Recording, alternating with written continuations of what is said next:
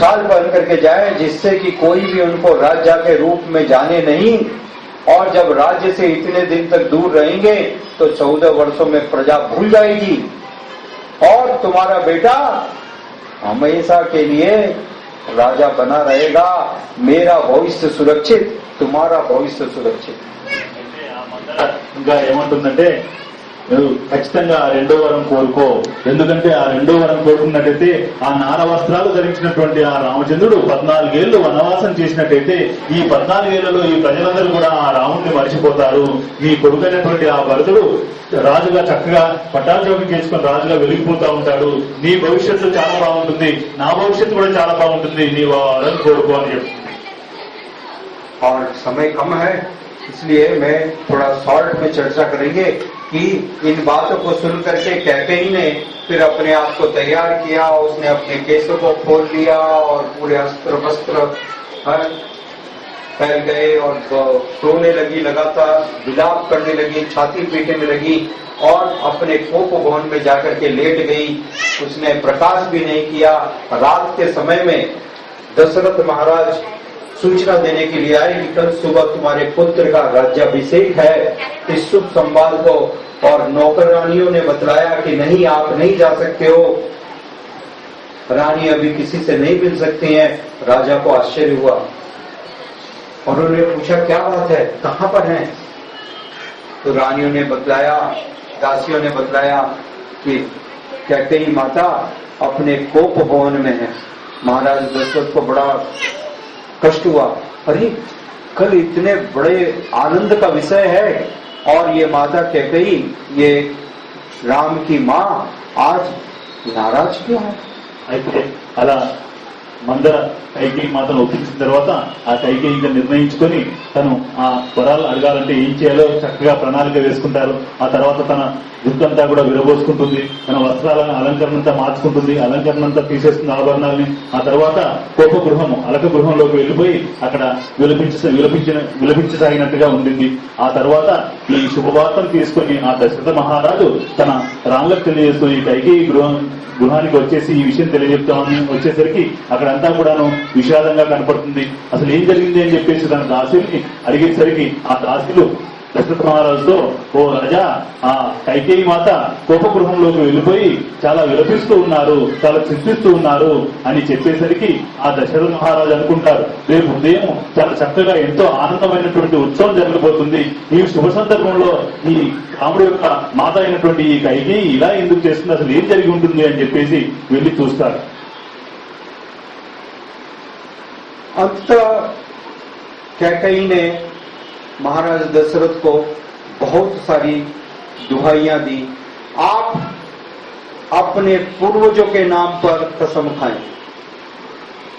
ఆ తర్వాత ఆ దశరథ మహారాజు కైకేయి దగ్గరికి వెళ్లిపోయి విచారించగా ఆ కైకేయి ఆ రాజును అంటుంది, నీవు నీ మాట తప్పవు కదా, నీ పూర్వీకుల మాటను కూడా తీసివేయవు కదా అని అంటుంది.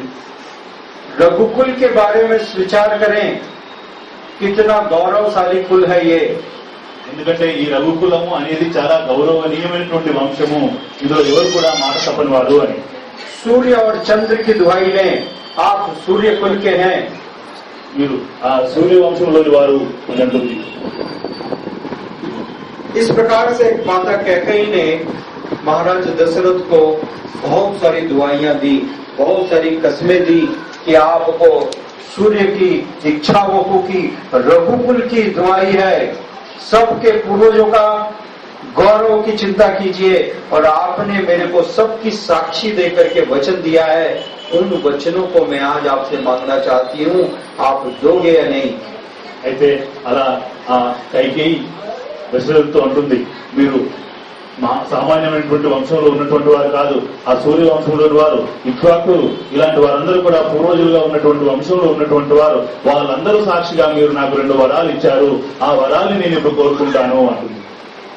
महाराज दशरथ ने कहा, मेरे प्राण यदि मांगना चाहती हो तो मांग लो, अभी दे देता हूँ, और इससे ज्यादा तो मैं क्या कहूँ. అయితే ఆ దశరథ మహారాజు ఏమంటారంటే, నేను ఇచ్చిన మాటకు కట్టుబడి ఉంటాను, నీవు కావాలంటే నా ప్రాణాన్ని ఇప్పుడు తీసిమంటే ఇచ్చేస్తాను, ఇంతకన్నా నీకు ఇంకేం వాగ్దానం కావాలి అంటారు. वैसे भी कल राम का राज्याभिषेक हो जाएगा और फिर मेरे को अपने प्राणों की क्या आवश्यकता है। ఎందుకంటే ఎలాగైనా సరే రేపు రాముడికి పట్టాభిషేకం అయిపోతుంది కాబట్టి ఆ తర్వాత నా ప్రాణం ఉన్నా పోయినా ఒకటే, నా ప్రాణం కావాలని నీకు ఇచ్చేస్తానంటారు. कैकेयी एक घायल सांपनी के जैसे पुकारने लगी और उसने कहा नहीं। అప్పుడు ఆ కైకేయి చాలా కోపంతో లేదు లేదు అంటుంది. पहले आप मेरे को अब मेरे 2 वरों के बारे में प्रतिज्ञा करें। ముందుగా మీరు నాకు ఇచ్చినటువంటి ఆ 2 వరాల గురించి మీరు మాట్లాడండి అంటుంది. और महाराज दशरथ ने कहा मांगो। అప్పుడు ఆ దశరథ మహారాజు అంటారు, సరే నువ్వు ఆ 2 వరాలను ఇప్పుడు కోరుకో అంటారు. और फिर कैकेयी माता ने अपने 2 वरदानों की दुहाई दी। पहला राज्याभिषेक राम का नहीं भरत का होगा, और दूसरा राम 14 वर्ष के लिए वनवास जाएंगे पेड़ों की छाल पहन करके।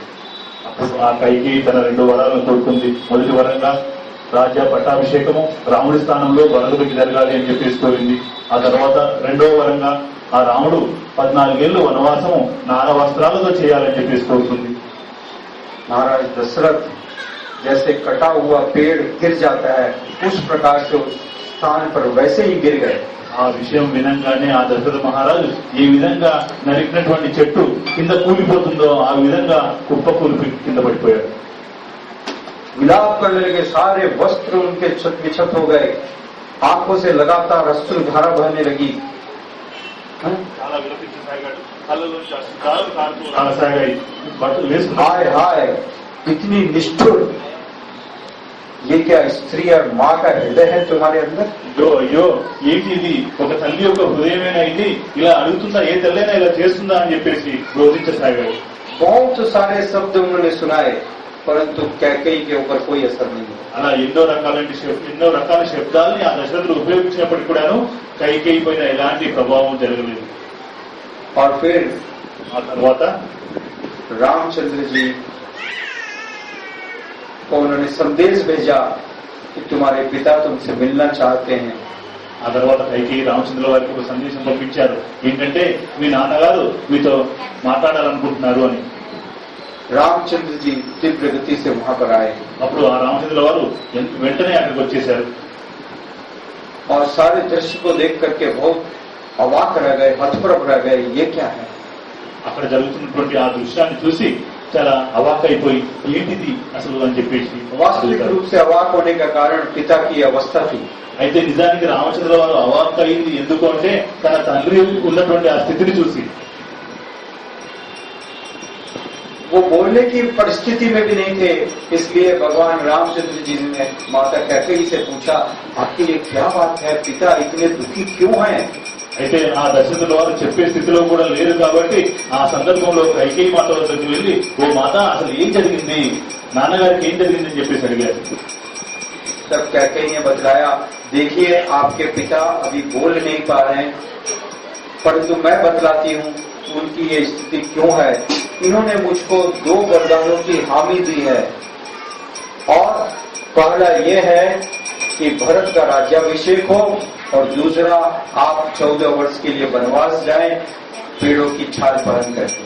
అయితే ఆ కైకేయి మాత ఇలా చెప్పసాగింది, అవును ఇప్పుడు దశరథ మహారాజు విలపిస్తూ దుఃఖిస్తూ చెప్పలేని స్థితిలో ఉన్నాడు కాబట్టి ఆ విశేషం ఏంటంటే నేను నీకు చెప్తాను, మీ నాన్నగారు నాకు గతంలో 2 వరదానాలు చేసి ఉన్నారు కాబట్టి ఆ 2 వరాలని కోరుకున్నాను. ఆ 2 వరాలు ఏంటంటే మొదటిదిగా పట్టాభిషేకం భరతుడికి జరగాలి, 2వ వరంగా నీవేమో 14 ఏళ్లు నార వస్త్రాలు ధరించి వనవాసం చేయాలి, ఈ 2 వరాలు కోరుకున్నాను అంటుంది. रामचंद्र जी ने कहा यदि मेरे पिता की ये इच्छा है और मेरे पिता का गौरव इसमें है तो इसमें कोई प्रश्न शंका और विचार का कोई प्रश्न ही नहीं उठता है, मैं तत्पर हूँ।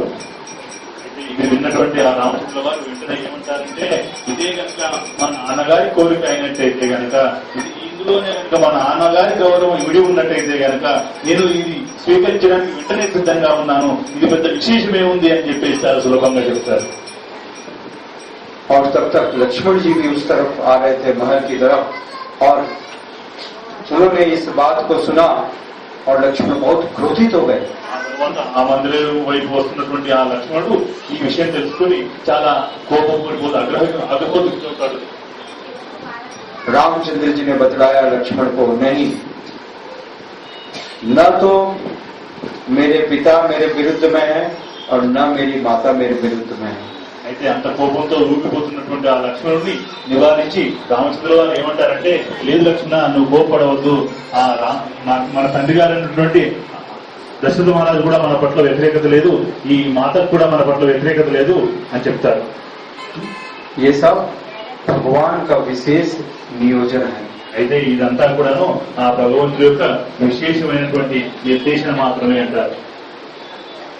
और इस प्रकार से ఈ విధంగా वर्णन है कि वास्तविक रूप से वशिष्ठ मुनि भी बहुत क्रोधित हुए कैकेयी के ऊपर, जो गुरु है.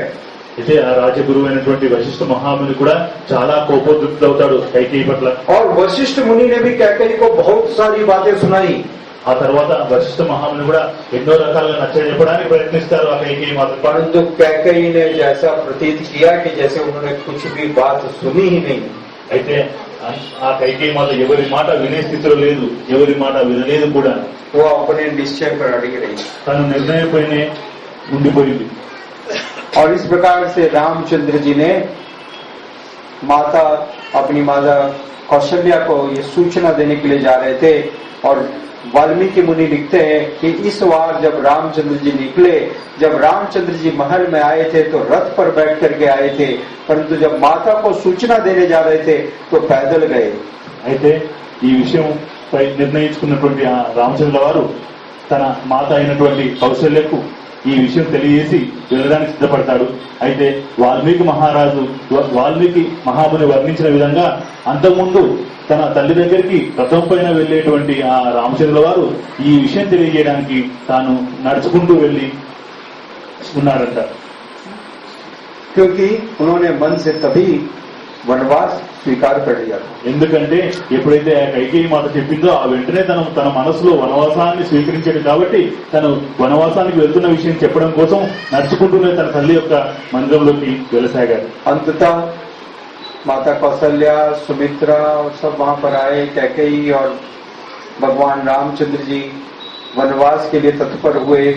और लक्ष्मण जी ने अनेक प्रकार के प्रयास करके, और वास्तविक रूप से लक्ष्मण जी के पहले माता सीता ने दुहाई दी कि मैंने अपने पिता को वचन दिया और मेरे पिता ने मुझसे वचन लिया था जब मैं मिथिला से निकल रही थी. मेरे पिता ने कहा था, हे पुत्री, तुम किसी भी प्रकार के सुख या दुख की परिस्थिति में, किसी भी विषम परिस्थिति में अपने पति का साथ नहीं छोड़ोगी. इस बात की तुम मुझे वचन दो और मैंने अपने पिता को ये वचन दिया है. అయితే ఇక నిశ్చయం అయిపోయింది. రామచంద్రుల వారు వనవాసం వెళ్ళడానికి సిద్ధపడిపోయాడు. ఆ ఏర్పాట్లన్నీ జరుగుతుండగా అక్కడ అందరూ కూడాను కౌశల్యమాత, సుమిత్ర, మిగతా అందరూ కూడా ఉన్నారు. ఈ సందర్భంలో సీతామాత అక్కడికి వచ్చి రాముడితో పాటు వెళ్ళడానికి సిద్ధపడింది. ఇంకా ఏమంటుందంటే, నాకు వివాహం చేసి మిథిలా నగరం నుంచి ఇక్కడికి పంపిస్తున్నప్పుడు మా నాన్నగారు నాకు ఒక మాట ఇచ్చారు, మాట తీసుకున్నారు నా నుండి.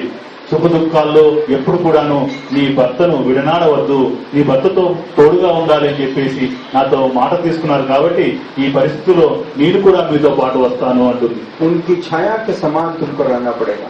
అయితే ఇంకా ఏమన్నారంటే, మా నాన్నగారు ఎప్పుడైనా సరే మీకు నీడలాగా ఉండమని చెప్పారు అన్నారు.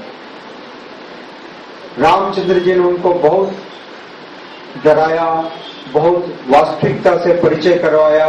इस प्रकार की परिस्थिति होगी, आप राजमहल में बड़ी हुई हो और वहां पर आपको इतनी कड़ी जमीन पर सोना पड़ेगा, सूखी पत्तियां भी नहीं होगी, भोजन की कोई व्यवस्था नहीं होगी, आपको ये मर्ग छाल पहननी पड़ेगी, पेड़ों का छिलका पहनना पड़ेगा, आपको पूरे राज्य के ये जो जितनी भी सुविधाएं हैं सारी समाप्त हो जाएंगी.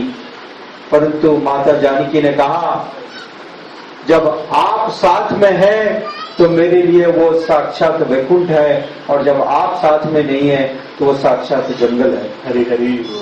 ఆ తర్వాత ఆ రామచంద్రుల వారు సీతమ్మని ఎంతో నచ్చజెప్పి నివారించడానికి ప్రయత్నం చేసినప్పుడు ఆ మాత ఏమంది అంటే, లేదు అక్కడ మీతో పాటుగా ఉంటేనే నాకు అన్ని వైకుంఠంతో సమానం అని చెప్తారు. అంతకుముందు రాముడు ఏం చెప్తాడంటే, అడవిలో అన్ని రాళ్ళు రప్పల పైన నడవడం జరుగుతుంది, అదంతా నీకు సులభమైంది కాదు, నీవు రాజమహల్లో ఎంత చక్కగా పెరిగావు, ఇన్ని సౌకర్యాలు ఇక్కడ అనుభవిస్తున్నావు కాబట్టి నీకు చాలా ఇబ్బందిగా ఉంటుంది, నార వస్త్రాలు ధరించాలి, చాలా కష్టంగా ఉంది అంటే నీతో పాటు ఉంటేనే నాకు వైకుంఠంలో ఉన్నట్టుగా ఉంటుంది, మిగతా అన్ని కూడా నాకేం అవసరం లేదు అంటుంది. और इस प्रकार से अंततः रामचंद्र जी ने अंततः हामी की माता सीता को साथ में चलने की. అలా సీతామాత చెప్పిన తర్వాత రామచంద్రుల వారు అంగీకరించి సీతామాతతో పాటుగా వెళ్ళడానికి నిర్ణయించుకుంటారు, మాట ఇస్తారు కూడా సీతమ్మ వారికి. और जब वो दोनों तैयार हो रहे थे तब लक्ष्मण जी ने कहा, मैं अपने जीवन को धारण नहीं कर सकता बिना आपके, मेरा जीवन है सिर्फ आपकी सेवा. అయితే వీళ్ళిద్దరూ వెళ్ళడానికి సిద్ధపడగా ఆ వెంటనే లక్ష్మణుడు కూడా తాను వాళ్ళ వెంట వెళ్ళడానికి సిద్ధపడతారు.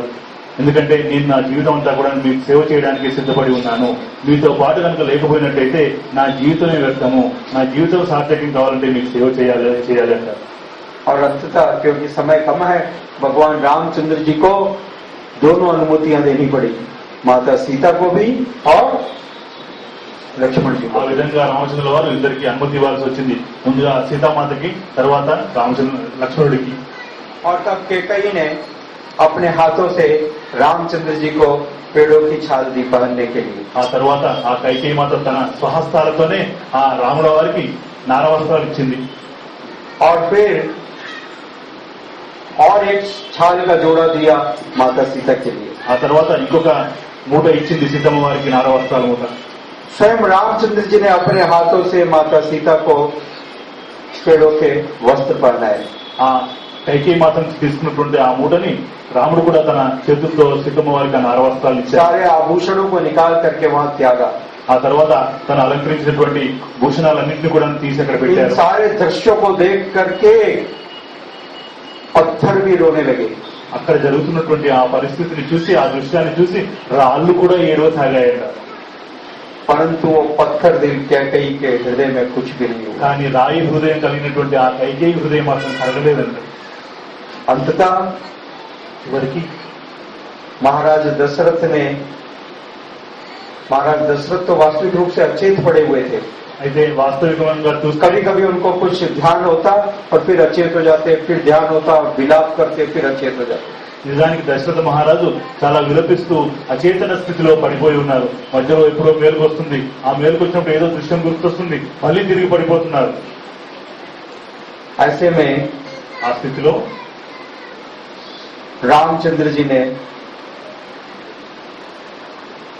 अयोध्या के विशेष सारथी सुमित्रा को बुलाया और सुमित्रा के रथ के ऊपर सवार हुए, इसलिए कि जल्दी से जल्दी इस राज्य से दूर चले जाएं, क्योंकि यदि समय ज्यादा यहां लगा तो शायद कुछ निर्णय बदल जाए और मेरे पिता के जो गौरव है उसकी हानि न हो, इसलिए जल्दी से जल्दी मैं इस राज्य से बाहर जाऊं.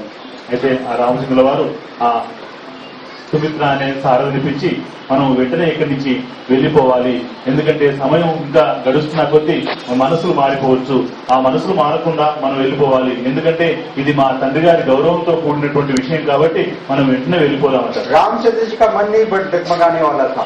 दशरथ महाराज के मन में यदि कोई दूसरी बात आ जाए, उसके बारे में, रामचंद्र जी के बारे में मन में कोई दूसरा शंका नहीं है. అయితే ఆ మనసులో మార్పు ఎవరు అయితే రామచంద్రుల వారికి కాదు, దశరథుల వారు మేలుకొల్పినట్టయితే ఆయన మనసులో ఏదైనా మార్పు రావచ్చు, ఆ మార్పు రాకముందే ఆయన గౌరవానికి భంగం కలగకుండా మనం వెళ్ళిపోదాము తొందరగా అంటారు.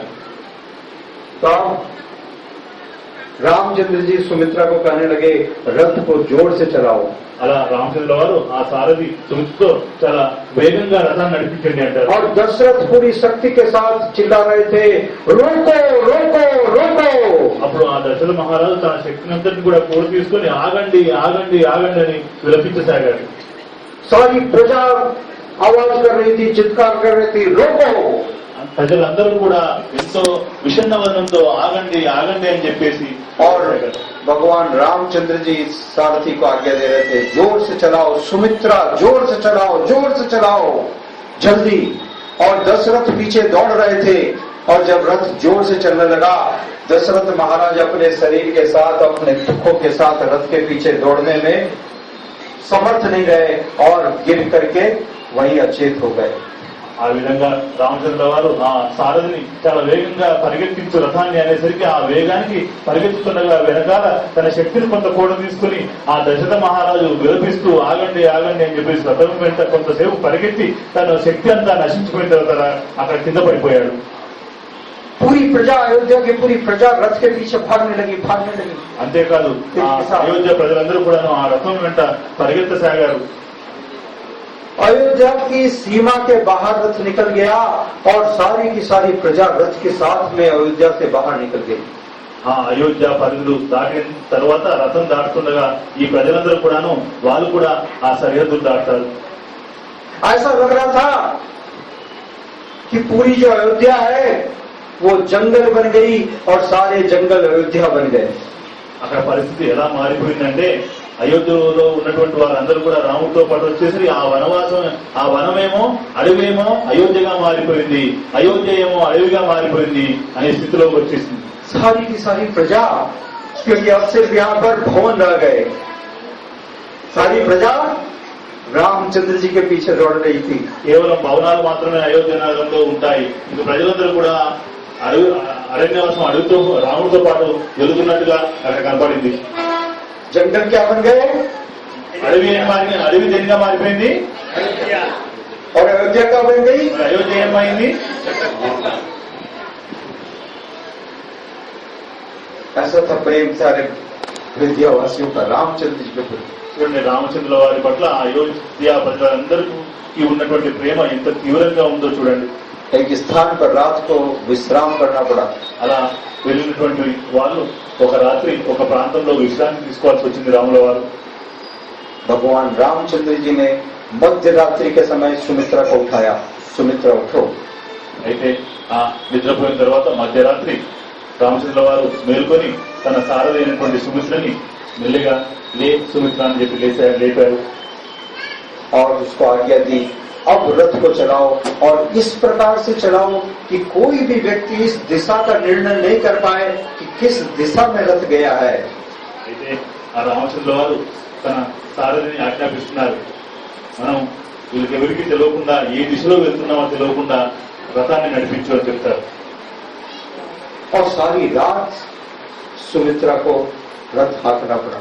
ఆ విధంగా తన ఆజ్ఞను పాటించడానికి సుమిత్ర ఆ రథాన్ని రకరకాల మార్గాల్లో తీసుకెళ్లాల్సి వచ్చింది. और फिर वो गंगा नदी के किनारे पहुंचे. ఆ విధంగా వెళ్ళినటువంటి ఆ రథము గంగా నది తీరానికి వెళ్ళింది. और भगवान रामचंद्र जी ने अपने विशेष भक्त महाराज गुह्य के यहाँ पर विश्राम किया एक दिन के लिए. ఆ తర్వాత రామచంద్ర వారు తన విశేషమైనటువంటి ఒక భక్తుడైనటువంటి గురుడు దగ్గర విశ్రాంతి తీసుకున్నాడు ఒక రాత్రి. बहुत सुंदर वर्णन है रामायण में इसके बारे में, परंतु समय का अभाव है इसलिए मैं अब विश्राम करूंगा. हम कुछ देरी के लिए कीर्तन करेंगे. हैं అదే సమయాభావం వల్ల ఇంకా నీళ్లను కొనసాగించలేకపోతున్నారు కాబట్టి ఇంకా చాలా చక్కని వర్ణనలు కూడా ఉన్నాయి. అయితే మనం ఇప్పుడు కొద్దిసేపు కీర్తన చేద్దాం అంటున్నట్టు. హరే हरे कृष्ण.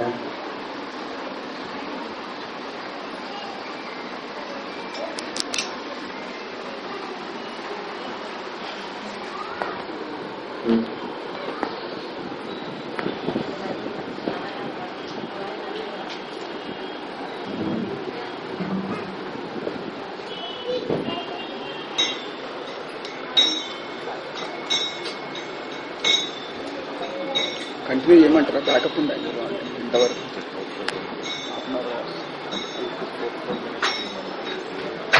చేయాలా? చెప్తే నాకేం చెప్పాలి.